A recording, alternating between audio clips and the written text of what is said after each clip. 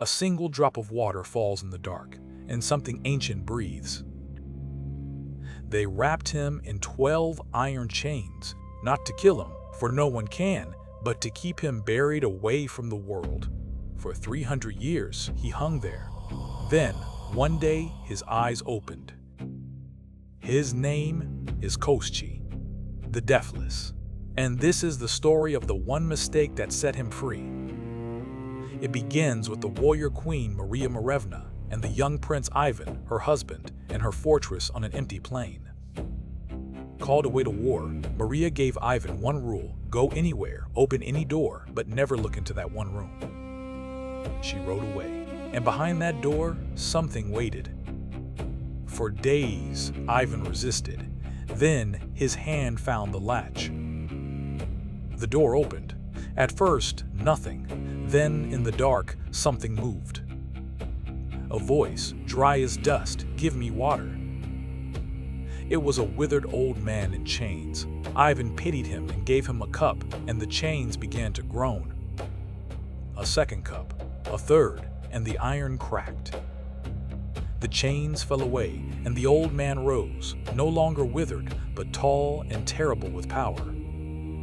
"Thank you, Ivan," said Koschei the Deathless. "For your kindness, I will take your wife instead of your life." And he was gone, and Maria Marevna with him. Ivan found only an empty courtyard and hoofprints in the frost. He mounted at once and rode after them. He came to Koschei's dead kingdom and found Maria there, a prisoner in his black halls. She was not weeping, she was not calling out. She only waited, as if she already knew how this would end.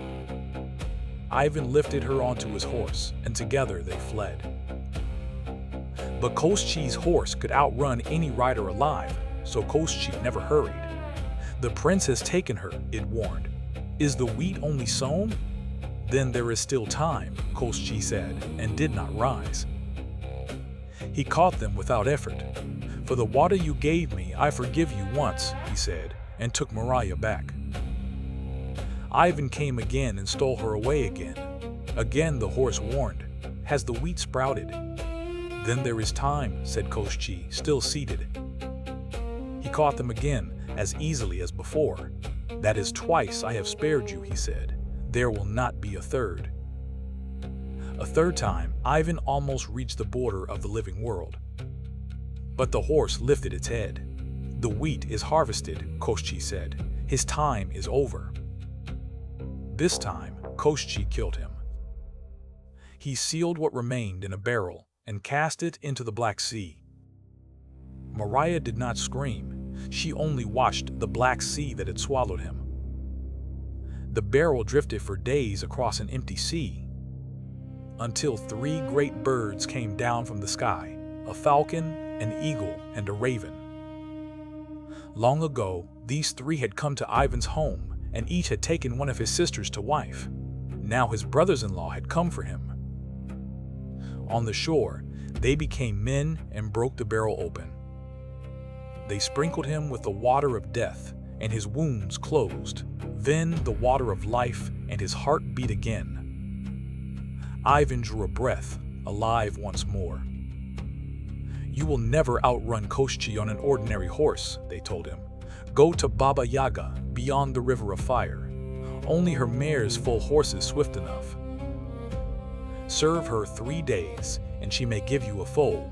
Fail, and your skull will join the fence around her hut." On the road, hungry, Ivan found a fledgling fallen from its nest. He could have eaten it. Instead, he set it back. He freed a lion cub from a snare, though it could have killed him. And he threw a dying pike back into the water. 3 lives spared, and each would soon save his own. Beyond a river of fire stood the hut on chicken legs, ringed by a fence of skulls, with one spike still bare. Baba Yaga smelled him coming. "Russian blood, have you come to work or to feed my fence?" "Herd my mares for 3 days," she said. "Lose even one, and that empty spike is yours." At dawn, he opened the gate, and the mares scattered to the ends of the earth. but the birds he had spared drove every mare home by dusk. The next day the mares hid in the forest, and the lioness drove them out. The third day they hid beneath the sea, and the pike drove them back to shore. 3 days, and Baba Yaga had not won a single mare, nor Ivan's head. She said nothing. That night Ivan took the scabby, forgotten foal she had hidden, the best of them all, and fled toward the fire. Baba Yaga chased him in her iron mortar, but at the river of fire the flames turned her back. By morning, the scabby foal had grown into a horse of fire and thunder.